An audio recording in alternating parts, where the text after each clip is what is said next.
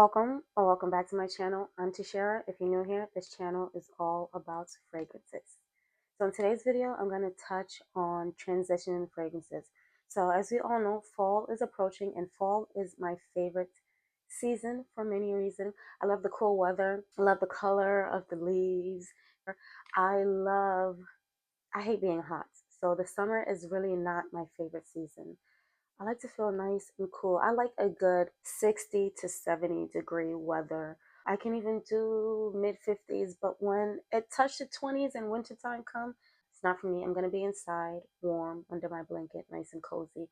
And when it's too hot, I like to stay inside under the AC until the weather cools down, and then I'll come alive in the nighttime. But fall most of all, is my season for sure. And it was the season that I was born in. I'm a Libra, an October baby. So yes, I'm excited for the fall. So I curated a list of fragrances that I'll have in heavy rotation for the fall season. And I'm going to start with not my scent of the day, but my scent of yesterday. I reached for this fragrance and I had just forgotten how good it is. And that is Xerjoff Ouverture. This is a beautiful fig scent. It's spicy, it has notes of cinnamon, it's woody, it has a sandalwood note, it has floral notes, it has ylang ylang, and it also has magnolia. I believe it also has jasmine. It has a hint of citrus from an orange note. This has a lot going on, but this is so beautifully blended. For some people, this is a tropical fragrance. For me, it's not. For me, this is a cool weather fragrance, but to each their own. But I've seen quite a few people say that they've worn this on summer vacations or vacations to warmer places, warmer climates. And maybe that works for them, but I haven't tried this in warmer weather because for me, spicy, woody fragrances just doesn't read warm weather to my nose, at least. But in cool weather, this is amazing. I wore this yesterday and I couldn't stop smelling myself. This is very unique. Some compare it to Gris Charnel. I don't think they smell alike, but if you do enjoy Gris Charnel, I think you may like this. It has that same fig note. The fig is done pretty much the same in both fragrances, so I guess that's where the comparison comes in. But for me, Gris Charnel is a dry fragrance. I absolutely love Gris Charnel. I need to add a bottle to my collection. But this one is creamy. It's woody. The fig definitely stands out, but the white florals add this nice creamy touch to this fragrance. It's beautiful. You do have to enjoy spices in your fragrance because the cinnamon note is very prominent. And I'm not someone who is a huge fan of cinnamon notes, but it just works in this scent. And the cinnamon stays throughout the entire wear of this fragrance. When it dries down, the florals sort of disappear and this becomes more spicy and woody. But this is beautiful. I think this also has a note of vanilla. If you haven't tried it, you'll have to get your nose on this. Again, this one is Xerjoff Ouverture. And I do want to add that this is perfectly unisex. I think this will wear well on men as well as women. But for the most part, I've seen women review this fragrance, but it is 100% unisex.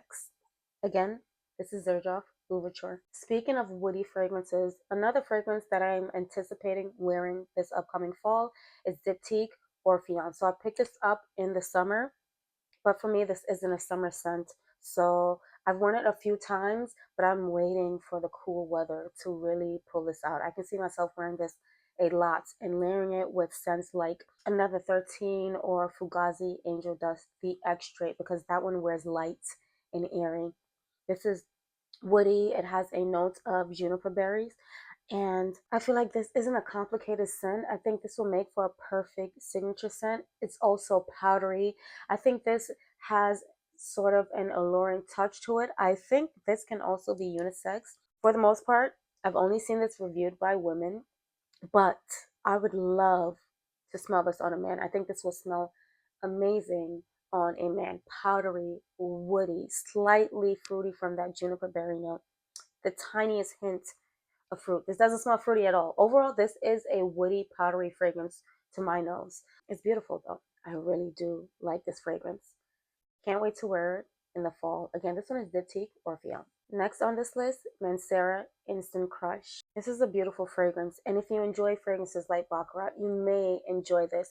They don't smell identical, but they have similarities. So the way the saffron note is done in Baccarat, it's done the same in here. This wears a very airy, and this is one of those scents that you may not be able to smell on yourself, but others will smell it on you, and this lasts forever. This is a beast. The first few times I wore the scent, I couldn't smell it on myself, but I received so many compliments. So that told me, okay, this fragrance does project, but now I can smell this directly from the cap. This is beautiful. It's airy. It's sweet. It has a hint of spice. I'm not sure what all of the notes are in this fragrance, so I'm going to pull them up. This one has notes of saffron, ginger, Sicilian mandarin, bergamot. In the middle notes, it has amberwood, Moroccan rose, Egyptian jasmine, Indonesian patchouli leaf. And in the base notes, this has Madagascar, vanilla, white musk, sandalwood, and oak moss. So the notes that stand out to me in this fragrance are definitely the oak moss, the saffron, the amberwood, the jasmine. I don't get patchouli at all in this fragrance. I don't like patchouli. I can wear it if it's done a certain way, but this does not give patchouli. I don't smell rose. I'm not smelling the citrus notes. I don't even get ginger. This just smells very airy and sweet. It's beautiful. And this is also 100% unisex. And this is loved by both genders. Again, this one is Mancera Instant Crush. If you enjoy Baccarat and it's too expensive, get your nose on this. It's about half the cost. Next on this list, Infiniment Coty Santal a la Vida. This is a very airy, woody fragrance. So picture something like Santal 33 from Le Labo and combine it with another 13. That's pretty much what this kind of smells like. And this is perfect for layering. The only notes listed in this fragrance are sandalwood and jasmine. But overall, this is a slightly sweet, spicy, airy scent. It's not complicated. As I said, this is perfect for layering. I would layer this with fragrances like Ouverture from Xerjoff, Mancera Instant Crush, Diptyque Orpheon. This is perfect for layering and it works with so many fragrances. I really do enjoy this, and this does last a very long time. So I believe the Infiniment Coty created some type of molecule that is supposed to make this fragrance last for, I don't know if it's 24 hours or 12 hours, something like that, but this does last a very long time. I have worn this a few times. I have a slight dent. I've had this for about 3 months now, and it was a blind buy, and it worked out for me. So get your nose on this if you can. I would not suggest blind buying this. You have to enjoy the notes of sandalwood, and the sandalwood in this fragrance is very strong. If you do enjoy Santal 33 from Le Labo, I think you may enjoy this. Again, this one is Infiniment Coty Santal a la Vida. Next on this list, Aylan by Day 3. This is a beautiful vanilla fragrance with rose. It also has, I believe it's incense. Let me pull up the notes to be sure. This has notes of elemi resin, pink pepper, and bergamot in the top notes. And in the middle notes, this has notes of Bulgarian rose, cashmere, and orange blossom. And in the base notes, this has vanilla absolute, agarwood, oud, and saffron. So this doesn't have incense. What this fragrance to me smells like is a softer version of YSL Baby Cat. While Baby Cat is 100% unisex, I believe that this is a more feminine leaning version of that due to the notes of the rose. But I think this can be worn by a man. This is beautiful. It has great longevity. It's very addictive. So definitely, if you love Baby Cat, if you like rose scent, the rose isn't very prominent in here. This is a softer version of Baby Cat to my nose. And it wears beautifully and has great longevity, and it's like a fraction of the cost of Baby Cat. Get your nose on this. If you enjoy Baby Cat, I think you will like this as well. Again, this one is Aylan by Day 3. Next on this list, Liquide Imaginaires Blanche, my beloved. This is a beautiful coconutty floral fragrance with slight woody notes in the base. This smells like pure ripe coconut, the brown coconuts, not the green ones, the fully ripe brown ones. That is what this smells like to my nose. It doesn't smell tropical. I think this can probably be worn year round, but for me, I prefer this in cooler weather, but I have worn it in the summer and it did perform really well. But this can be a bit cloying because it has lactonic notes, so I prefer to wear this in cooler weather. This has notes of milk, ambrette, and mystical. And in the middle notes, this has tuberose, jasmine, incense, and mahonial. In the base notes, this has vanilla, musk, tonka bean, and cacao. The cacao doesn't stand out to me. If you don't like tuberose, I don't think you should be alarmed because that doesn't stand out to me. I do get hints of the jasmine. I do get the white florals, but it's not. It doesn't go bubblegummy. The tuberose doesn't go bubblegummy in here. For me, this is prominently a creamy, lactonic vanilla scent with a heavy, heavy dose of coconuts. It smells magical, magical, mystical for sure. You already know about this. Y'all are not new here. A lot of y'all are very experienced. You might not put out content, but you know your ish when it comes to fragrances. So you already know. You either love this or you hate it. There's no in between. There's no middle ground. A lot of people don't like lactonic fragrances. I don't, but this works for me 100%. This was love at first sniff. It started out as a sample. As soon as I smelled that sample, I had to have a full bottle. I'm obsessed with this, but I can see why some may not enjoy this. But regardless, this is a 10 out of 10 for me. This will forever be in my collection. Again, this one is Liquide, Imaginaires, Blanche. Next on this list, Guerlain Oud Nude. So this is my first Guerlain purchase, and I purchased this, I want to say a year ago. Not a year ago. I purchased this earlier this year around February, so it hasn't been a full year. January, February, I want to say. If you enjoy almond fragrances, if you enjoy raspberry notes, you have to get your nose on this. This does have a note of oud, but the oud isn't prominent. This isn't that very, I feel like oud can kind of lean very masculine and it can smell kind of funky. This isn't that. This is blended so beautifully. The oud in here is so smooth. I think this is also very much unisex. It's slightly powdery as well. This is gorgeous. I'm so happy that this was my first purchase. I actually went in to purchase Pesh Mirage, but it was sold out. And then I was considering Spiritueuse Double Vanille, but the longevity is poor, and I already own Acro Glow, and they're about 95% similar. So I just felt like I didn't need that, but I got my nose on this one, and I said, okay, if I can't have Pesh Mirage, this is the one that I need. And I'm happy to have it in my collection. This smells so luxurious, so classy, very refined.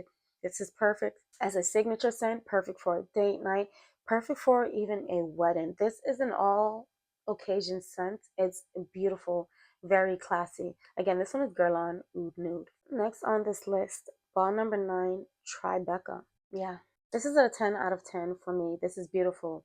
It's sweet. It's very airy. I just love a fragrance that floats in the air, that leaves an intoxicating scent trail. This is that. This is, imagine Baccarat Rouge, but make it gourmand. That's what this is. This is my favorite gourmand. This has notes of hazelnut, cacao, jasmine sambac, cedar, ambroxan, caramel, and moss. Beautiful. See, I always say it time and time again. I'm not a gourmand girly, but if you're gonna make a gourmand fragrance and you're trying to sell it to someone like me, it has to be like this. It has to be airy. It can be sweet, but I don't want it to smell like literal food, but that nice airy touch that doesn't make the scent cloying. Ah, this is beautiful. Beautiful. I actually wore this throughout the summer and I used it as like a layering fragrance. This stands great on its own. It does not need to be layered, but with this is a beauty. And I know many hate the Bond number 9 bottles. They don't bother me at all. I think they make quality niche scents.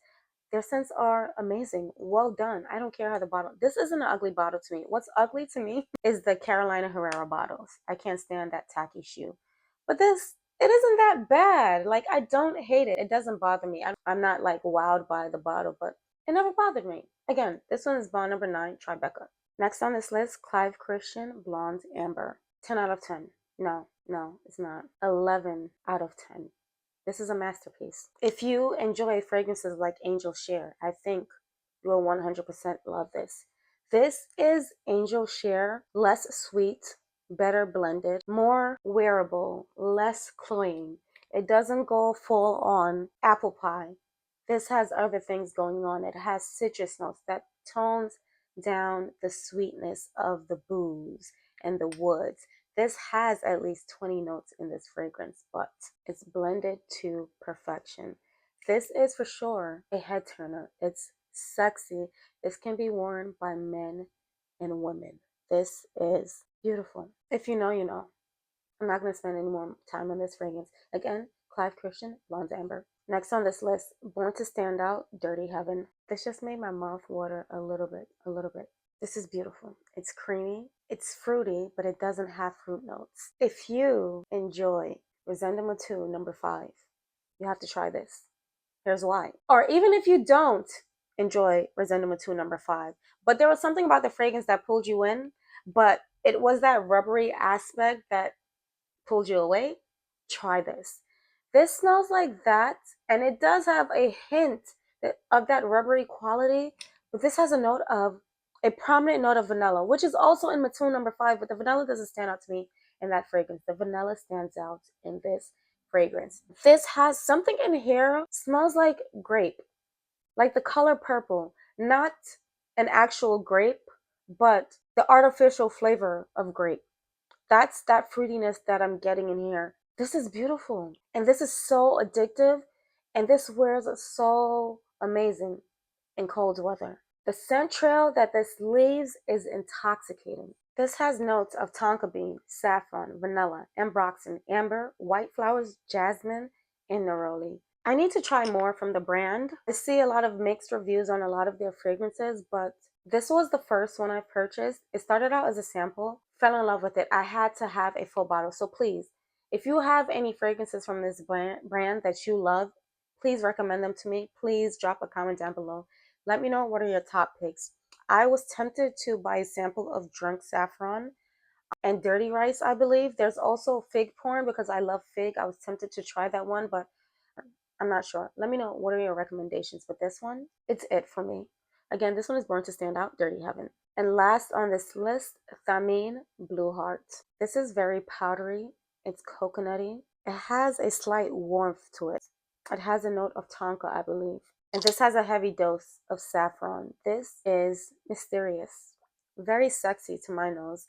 This is a head turner for sure, but I know that this is polarizing. But it's so unique. This actually reminds me of, they're not identical. They have similarities. But Vanilla Powder by Matiere Premier. I feel like this and that are similar in certain ways. They both have that dry coconut note and a lot of powder.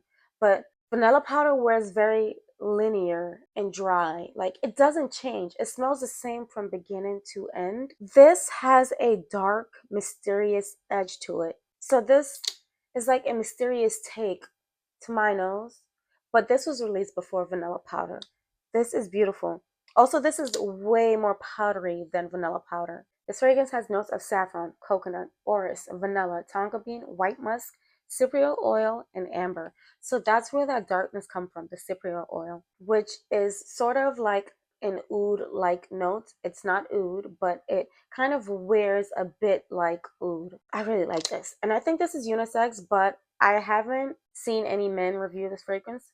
I've only seen women talk about this fragrance, but I want to smell this on a man. I do. I really do. Again, this one is Thameen Blue Hearts. So that concludes this video. I hope you all enjoyed it. If you did, please don't forget to give this video a thumbs up. And if you enjoy my content, please do consider subscribing. I thank you all for watching. If you made it to this end, I appreciate you. I'll see you guys in the next video. Bye.